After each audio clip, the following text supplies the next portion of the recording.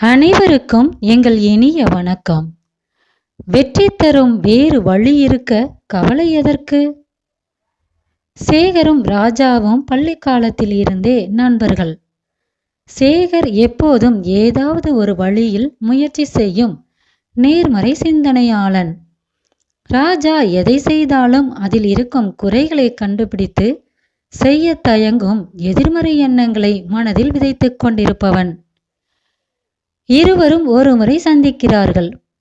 அப்போது ராஜா சொல்கிறான், சேகர், எப்போதுமே எனக்குள் ஒரு பயம் இருந்து கொண்டே இருக்கிறது. நான் செல்லும் வழிகள் எல்லாம் அடைத்து விடுகிறது. எவ்வளவு முயற்சி செய்தும் அடைந்த வழிகளில் செல்ல முடிவதில்லை. மீண்டும் புதிதாக முயற்சிக்க வேண்டியதாக இருக்கிறது. இதிலேயே என் வாழ்க்கை கரைந்துவிடும் போல இருக்கிறது என்றெல்லாம் புலம்புகிறான். சேகர் சொல்கிறான், நண்பனே, நானும் இப்படித்தான் ஒரு காலத்தில் ஒரு வழி அடைத்து விட்டால் வேறு வழியே இல்லை என்று புலம்பிக் கொண்டிருந்தவன். புத்தருக்கு போதி மரத்தடியில் புத்தி வந்தது போல் ஒரு லிப்ட் தான் எனக்கு ஞானத்தை தந்தது. எப்படி என்று கேட்கிறாயா? ஒரு முறை செய்த தொழில் நசிந்து தோல்வி பயத்தில் இருந்த நான் ஒரு அலுவலக மாடிக்கு செல்ல லிப்டில் ஏறி பொத்தானை அழுத்தினேன். அது மேலே சென்றது. பார்த்தால் கதவு திறக்கவே இல்லை. நானும் எவ்வளவோ முயற்சி செய்தும் கதவு திறக்கவில்லை. சரி என்று நான் கீழே வந்தேன். அப்போது மேலும் சிலர் என்னுடன் ஏறினார்கள். சரி, இவர்கள் சரியாக மாற்றிக்கொள்ளப் போகிறார்கள், நாமும் சென்று பார்ப்போம் என்று அவர்களுடன் மேலே சென்றேன். லிப்ட் நின்றது. நான் என்ற பக்கம் கதவு திறக்கவில்லை.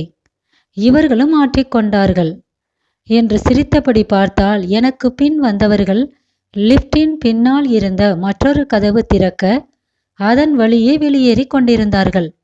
இந்த இடத்தில் நான் முட்டாளாக போனேன். ஆனால் தோல்வி பயத்தில் இருந்த எனக்கு அந்த இடத்தில் பொறி தட்டியது. ஒரு வழி அடைத்து இருக்கலாம், ஆனால் மறு வழி திறந்து இருக்கிறது என்று. இதேதான் நண்பா எல்லா விடயத்திலும் நிகழும். அன்றிலிருந்து நான் இதை மனதில் பதிய வைத்துக் கொண்டு என் செயல்களில் வெற்றியை பெற்று கொண்டிருக்கிறேன். இதையே நீயும் முயற்சித்துப் பார். நிச்சயம் உனக்கு ஒரு வழி கிடைக்கும். பூட்டிய கதவை திறப்பதற்கு முயற்சி செய்து நேரங்களை வீணடிப்பதை விட வேறு வழியை தேடி கண்டுபிடிப்பது மிக எளிது என்று சேகர் சொல்ல மனதில் நம்பிக்கையுடன் கிளம்பினான் ராஜா. இதேபோல் வெற்றி தரும் வேறு வழி இருந்தால் அதை நோக்கி உங்கள் பயணத்தை செலுத்துங்கள். நிச்சயம் வெற்றி பெறுவீர்கள். வாழ்க வளமுடன் நலமுடன் அனைவரும்.